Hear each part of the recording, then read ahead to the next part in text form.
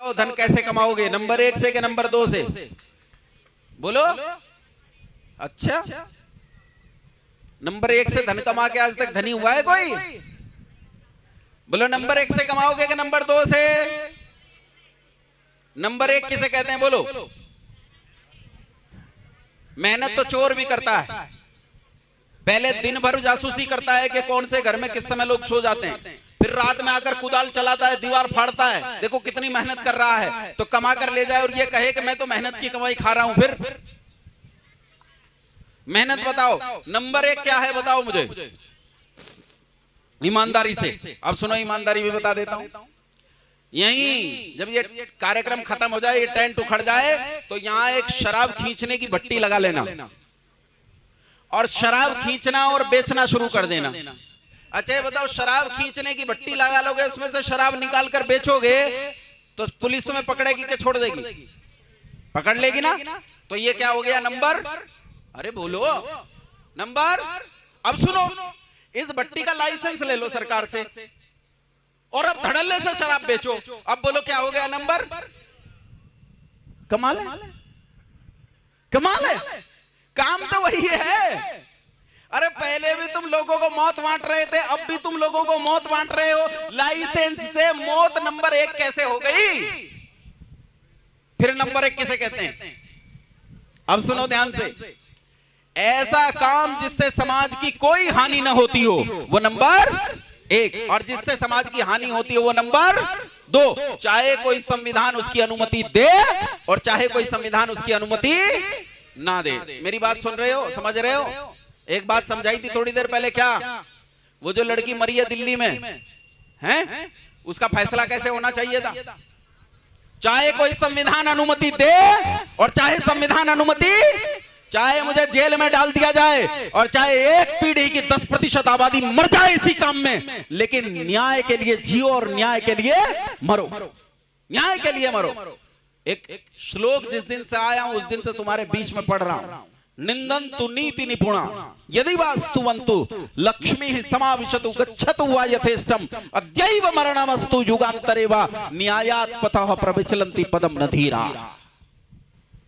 नीति में निपुण लोग चाहे मेरी प्रशंसा करें या मेरी निंदा करें, चाहे मैं आज ही अरबपति हो जाऊं या कंगाल हो जाऊं, आज ही मारा जाऊं या मेरे पास युगों युगों का जीवन हो, तब भी न्याय के पथ के अनुगामी लोग कभी न्याय से विचलित नहीं होते। उसके लिए मर जाते हैं, कट जाते हैं, बलिदान हो जाते हैं, लेकिन डरते नहीं। वो दिनेश जी ने कहानी सुनाई थी, याद है कि नहीं याद है? कल सुनाई थी, राम प्रसाद बिस्मिल की कहानी सुनाई थी कि राम प्रसाद बिस्मिल को फांसी होने वाली थी। सिपाही ने आकर देखा कि दंड बैठक लगा रहा, तो पूछा दंड बैठक क्यों लगा रहा है, तू तो मर जाएगा। बिस्मिल ने कहा, किसने कहा तुझे मैं मर जाऊंगा? अरे कमाल है, अखबार में छपी है, आज तुझे फांसी हो जाएगी शाम को 4 बजे, तू मर जाएगा, हमें पता है, सारी दुनिया को पता है तू मर जाएगा। बोले अरे बालको, अरे भोले भाइयों, तुम्हें किसी ने बहका दिया है, मैं नहीं मरूंगा। उन्होंने कहा मरेगा पक्का, तुझे फांसी हो जाएगी। बोले फांसी हो जाएगी ये तो मैंने भी सुना, लेकिन मैं मरता नहीं हूं, मैं मरता नहीं हूं। कहता है नैनम छिन्दन्ति शस्त्राणि नैनम दहति पावकः न चैनम क्लेदयन्त्यापो न शोचयति मारुतः। मैं जीवात्मा हूं, न मुझे काटा जा सकता है, न छेदा, न जलाया जा सकता है, न सुखाया जा सकता है, न मैं जन्मता हूं न मरता हूं।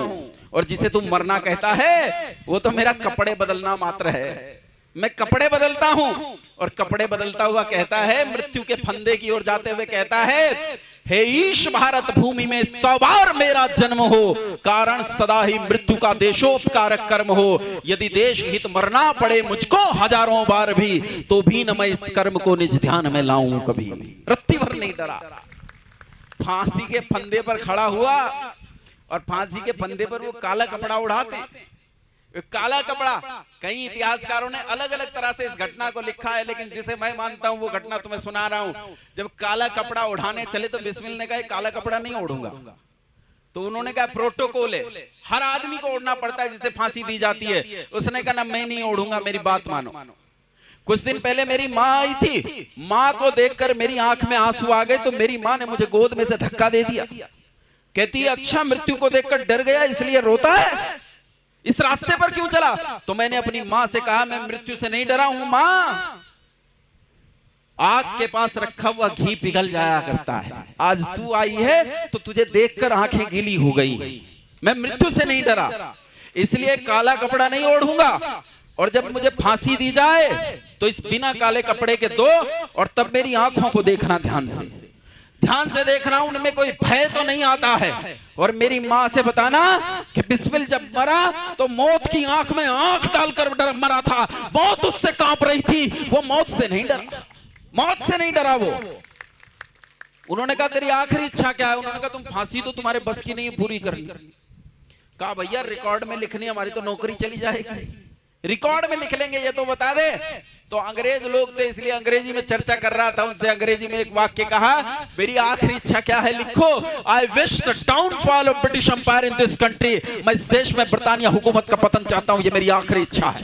फांसी के फंदे पर खड़ा हुआ कह रहा है एक आदमी, और फांसी के फंदे को अपने हाथ से अपने गले में डाला, और उस जल्लाद को कहा रुक, और मंत्र पढ़ा, ओम विश्वानी देव सवितर दुरितानी परास हुआ यद भद्रम तन्नास हुआ, और कहा खींच, खुद पेडल खिंचवाया, रत्ती भर नहीं डरा। जो न्याय के पथ के अनुगामी लोग होते हैं वे डरते नहीं। तुम्हारी बेटियां तुम्हारी आंखों के सामने मारी जाती हैं और तुम खड़े होकर देखते हो, वाकई हम पर धिक्कार होना चाहिए। हम खड़े होकर देखते हैं, वो लड़की दिल्ली में मारी गई, उस दिन मैं उससे हजारों किलोमीटर दूर किसी और प्रदेश में था, लेकिन मैं सच कहता हूं मुझे हजारों किलोमीटर दूर भी ग्लानि महसूस हो रही थी, मुझे पछतावा था, मेरी आत्मा रो रही थी कि मैं वहां क्यों मौजूद न था। अगर मैं वहां मौजूद होता तो उस लड़के पर किसी केस को चलाने की कोई जरूरत नहीं होती। एक आदमी मुझसे पूछता है धर्म का पालन करना चाहिए कि नहीं? मैंने कहा करना चाहिए। बोले सच बोलना चाहिए कि नहीं? मैंने कहा बोलना चाहिए। बोले झूठ बोलना चाहिए? मैंने कहा कभी नहीं बोलना चाहिए। बोले गाय की हत्या में सहयोग करना चाहिए कि नहीं? मैंने कहा कभी नहीं करना चाहिए। उसने कहा एक प्रश्न का उत्तर दो आचार्य जी, एक गाय आपके सामने से आई और आपके सामने से आपके बाईं ओर से होकर गुजर गई, आपने गाय को जाते हुए देखा, उसके पीछे पीछे कसाई आया, कसाई ने आपसे पूछा कि गाय किधर गई है? अब अगर आप बता दो कि बाईं तरफ गई है तो गाय मारी जाएगी, अधर्म हो जाएगा, और अगर आप ये बताओ कि वो तो दाईं ओर गई है तो अधर्म हो जाएगा क्योंकि झूठ हो गया। आप क्या करोगे? आप दोनों तरफ फंस गए। मैंने कहा तू फंसेगा, मैं नहीं फंसूंगा। बोला तुम क्यों नहीं फंसोगे? मैंने कहा मैं तो भैया वो इलाज करूंगा कि इसके बाद कसाई किसी से पूछने के लायक नहीं बचेगा कि गाय किधर गई है, कसाई बचेगा ही नहीं।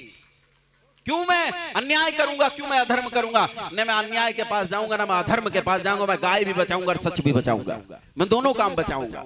और दोनों काम कौन बचाता है? वीर बचाता है। बंधुओं माताओं, तो मैं भी कहता हूं लड़कियों अपने पास एक भवानी रखा करो।